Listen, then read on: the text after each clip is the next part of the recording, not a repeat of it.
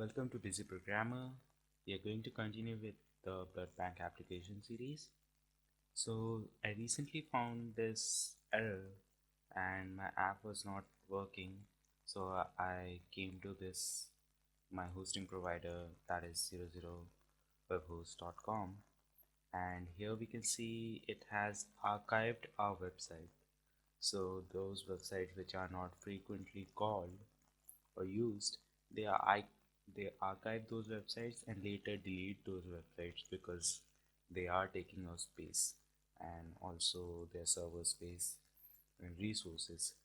So they want to avoid those things. That's why they are doing this, which sounds fair for them, but is actually very bad for us because our development projects can last from 1 week to 3-4 months. So I would say using this website, using this host provider is not so good if you are going to work for that long, and we should find something different. And I'll show you guys what other hosting providers we can use, and we'll work with them later. But for now, what you can do is click on more info, and your website is archived. As you can see, uh, they have a message here. So we click on restore. Website will be restored soon. So once the website will be restored, I'll check it when it will be restored. I want to create the search page, and okay, it's running now for me. And yes, now my app will also work. So we can start making our homepage more reactive because we didn't had the correct data. We just had dummy data, not the actual posts uploaded by people. So we are going to change that today, and we will have on main activity we were doing this. We were having these request data models, and it had a message, image URL. That's all it had. Now it's going to change because we have a third category, that is the number. So click on manage website and let's just go to file manager quickly. We're going to write the script first and then we will decide what to do next.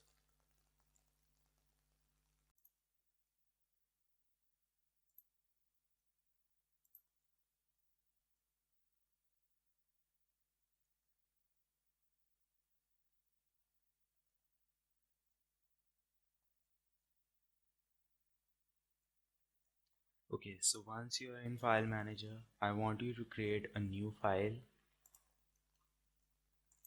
that is going to be get requests.php.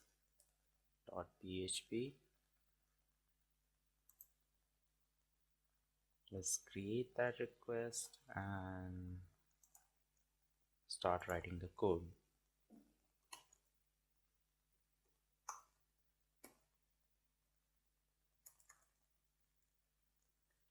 First thing we need is init.php. We want that file, and then we need to write a SQL query that is going to be select star from, it's giving us this error. Okay, let me just zoom in for you guys. Okay, alright, select star from what was the name of the table. For that we can check in phpMyAdmin. And anyone having errors with the database connection, your DB name, DB user should be like this. Host name will be localhost, and you should know your password.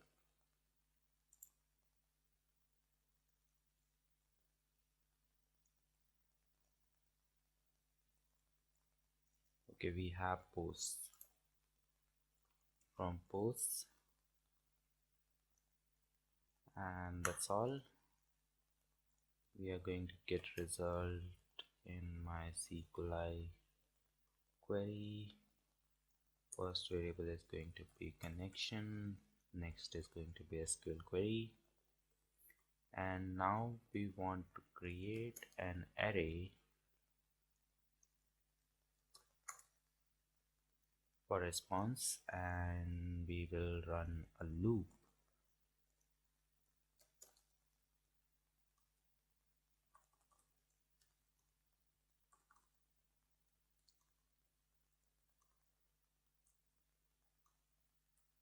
for each row.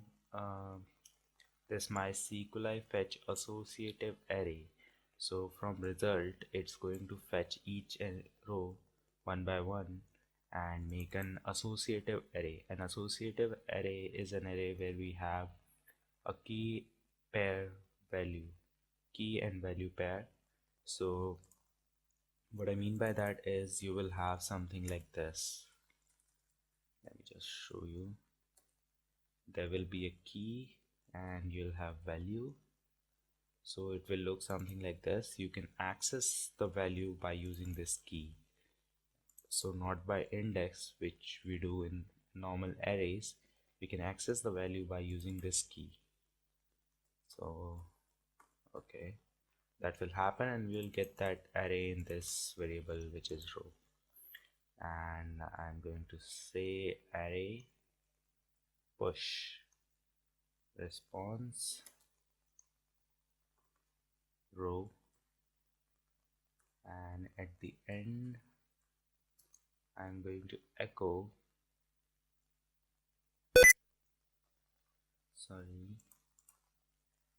I'm going to echo JSON encode response. So this is my script to get the post in an array format, in a JSON array format. Why we are using JSON? Because that's very easy to parse and that's pretty much the standard, and you will be able to convert into a Java data model very easily. I'll show you how. Okay, I'm going to copy this before pressing save because I don't want to lose the data. Let's see. Okay, the session expired, as you can see. Let's just close from here, come back, upload files.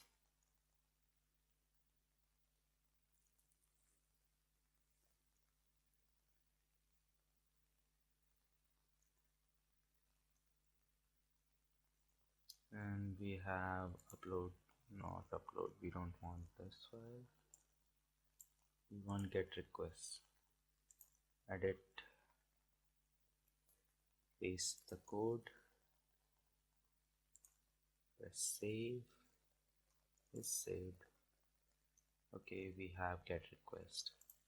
So here in endpoints I had this, and I'm going to type get requests .php. If everything goes well, we will get a JSON array of our requests. So this is all nice. We just wanted this thing, and now I'm going to copy all of it, and I'm going to show you how to convert this into a JSON class.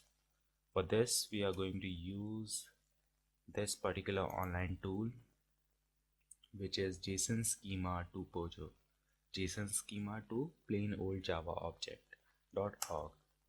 Just enter this, and here on the left hand side you can paste your JSON. That's all.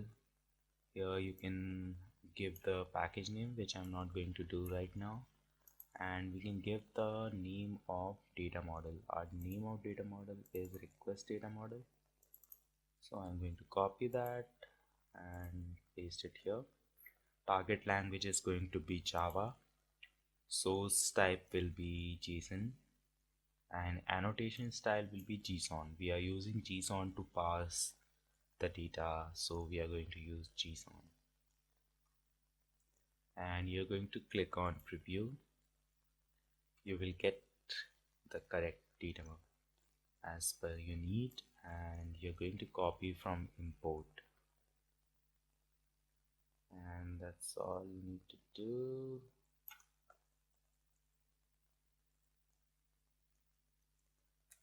Or you can also press clipboard, copy to clipboard, but then you will have to remove this part, so I just copied it from there. And here in request data model.java, which is inside this package data models, I'm going to select all of this and paste.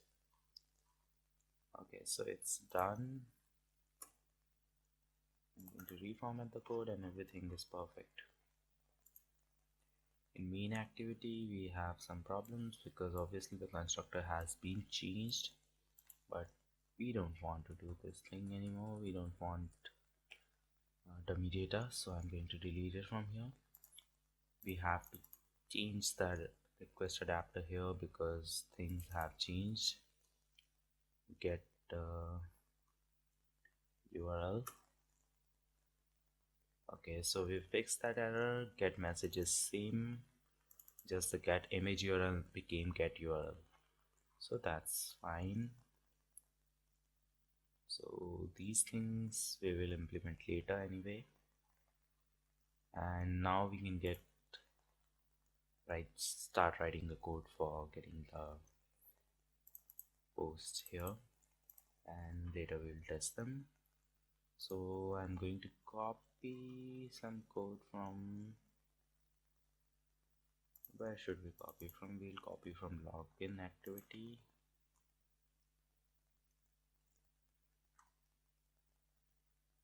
So again we are using Volley.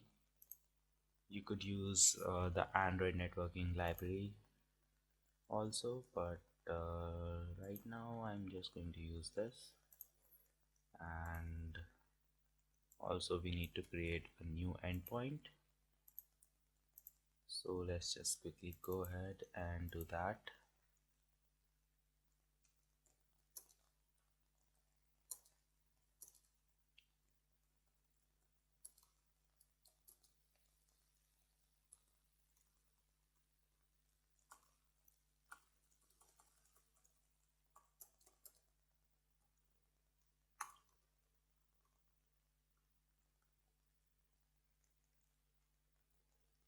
Okay, and here it will be requests, get requests. Here I'm going to write main activity.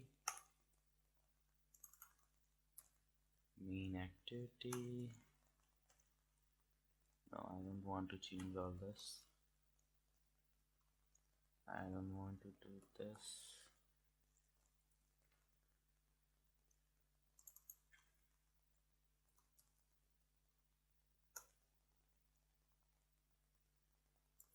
And I don't want to send any parameters for now, so I'm going to keep this empty.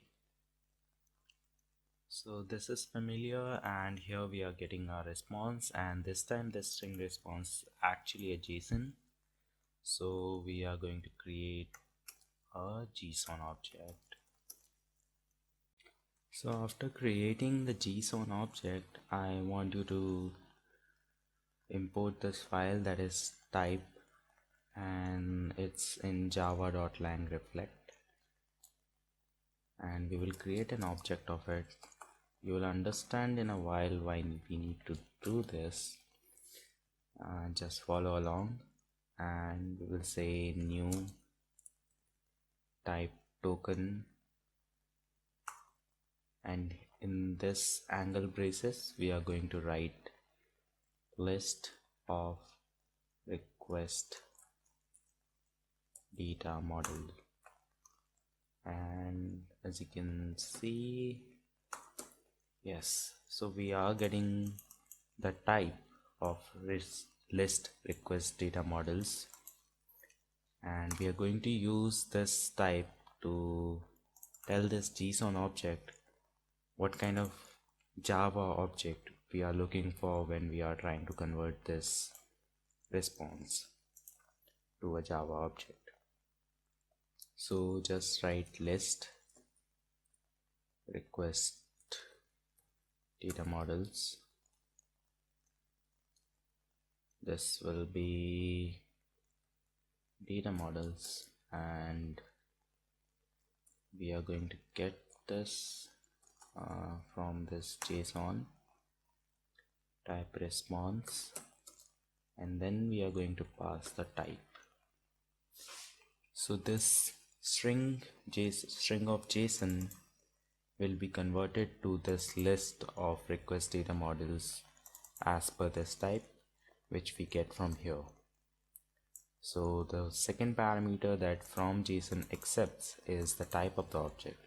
Usually we write the class that we are going to convert the string to. Like for example, we can type here request data model dot class, but as we are converting it to a list of request data models and that doesn't have any class, so we need to pass this JSON this type variable which we are creating from this type token.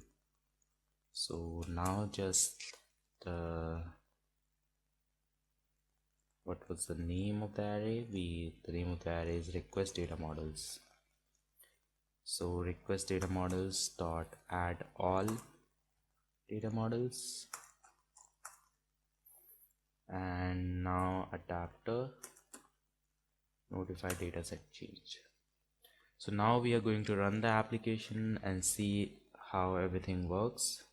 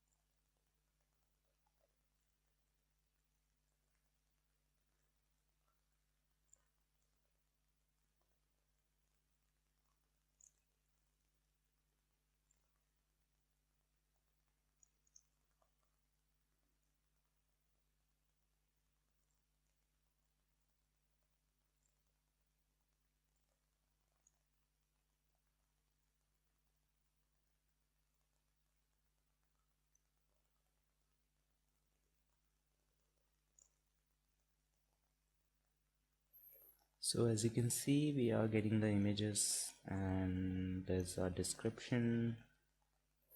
Okay, so we had 3 posts there and we are getting them here.